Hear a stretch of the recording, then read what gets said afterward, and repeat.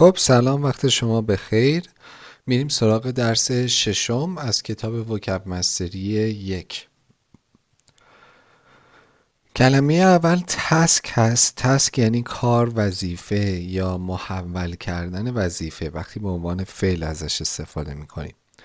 Completing the task is essential for the project's success.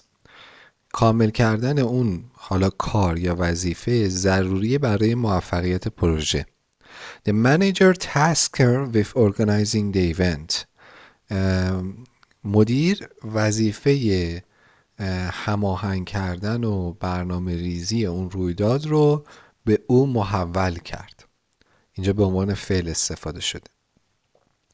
Let's divide the tasks to get the job done faster. بیاییم کارها رو تقسیم بکنیم تا کار رو سریعتر به اتمام برسونیم. پالیسی یعنی سیاست و قوانین. شما تو سایت ها که میرین مثلا خیلی مواقع میگه آقا پالیسی ما رو اکسپت کنین. پرایوسی پالیسی مثلا سیاست و قوانین حفظ حریم شخصی. The company has a strict no smoking policy. شرکت یه سیاست، یک قانون جدی و سختگیرانه نو اسموکینگ داره، یعنی سیگار نمیشه کشید. The government is considering changes to its foreign policy. حکومت در نظر میگیره یا داره در نظر میگیره یه سری تغییرات رو در سیاست خارجش. It's important to review the policy before making a decision. مهمه که سیاست یا قوانین رو یه مروری بکنیم، یه ارزیابی مجددی بکنیم قبل از اینکه یه تصمیمی بگیریم. Credit یعنی اعتبار. You can buy the car on credit and pay later. میتونیم ماشین رو به صورت اعتباری بخرین و بعداً پرداخت کنین.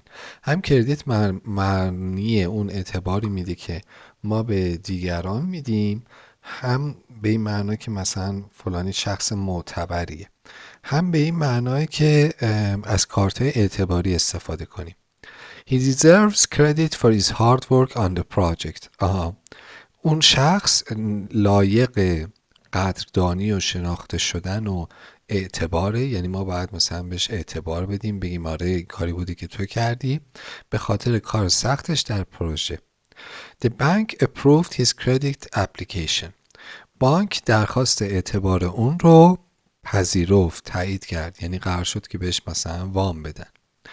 Civil یعنی شهری یا مدنی. Civil unrest can disrupt a society. ناآرامی مدنی یا اعتراض مدنی میتونه یک جامعه رو به هم بریزه. His civil demeanor made him well liked in the community.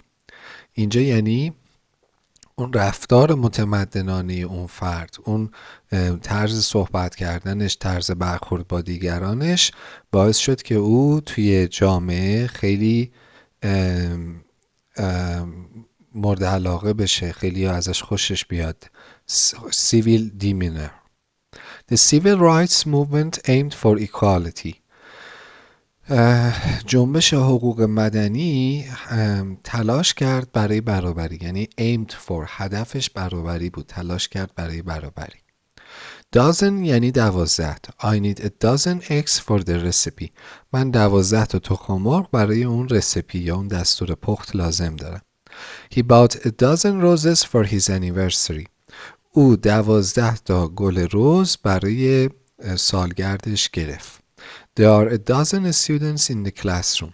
12 تا دانش آموز توی کلاس هستن. Brief یعنی خلاصه. Please give me a brief summary of the meeting. لطفاً یه خلاصه از میتینگ رو به من بده. اینجا وقتی میگیم خود سامری یعنی خلاصه دیگه.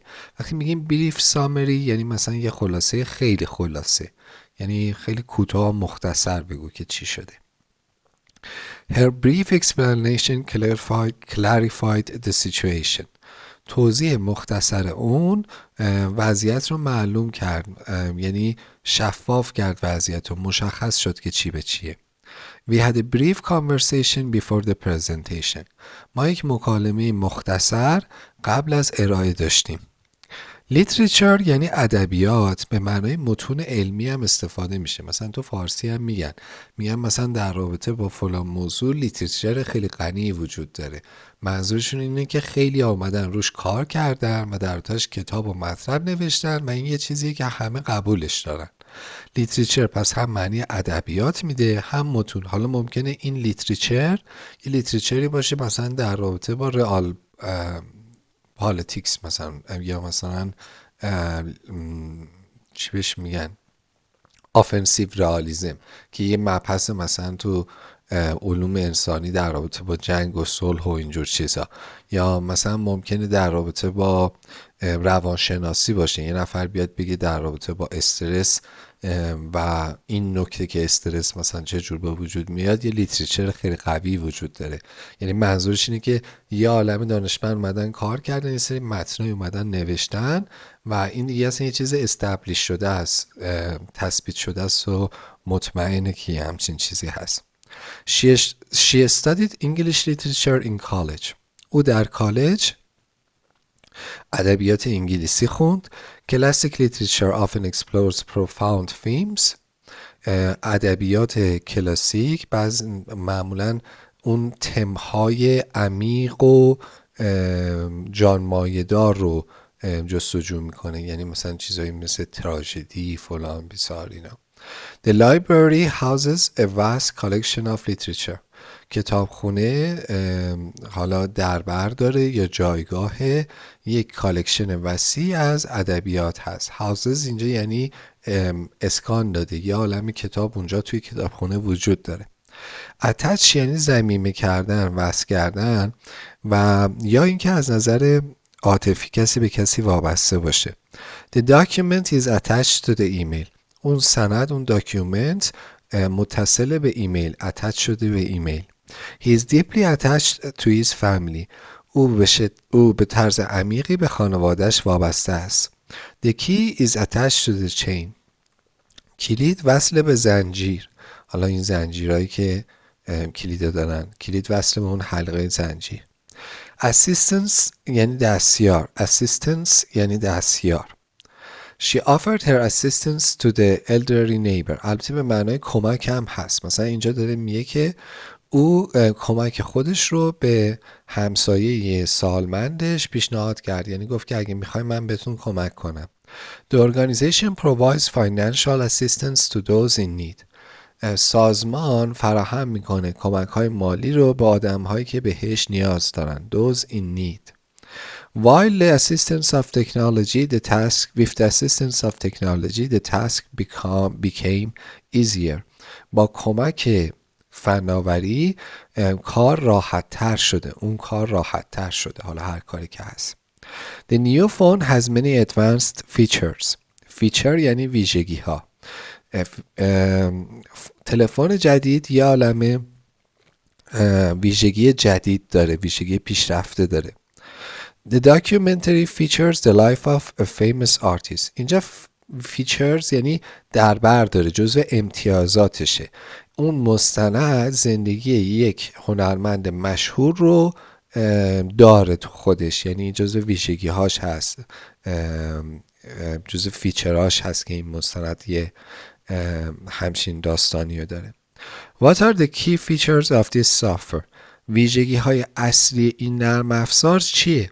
مثلا شما میگین که میشه باش مثلا فیلم ادیت کرد، این کار کرد، اون کار کرد. خب در هر صورت موفق باشین. امیدوارم که با پشتکار بسیار باز هم بقیه درس ها رو مطالعه بکنین و کار ما رو هم دنبال بکنین، چه از طریق تلگرام چه حالا از طریق آپارات و یوتیوب. خسته نباشین.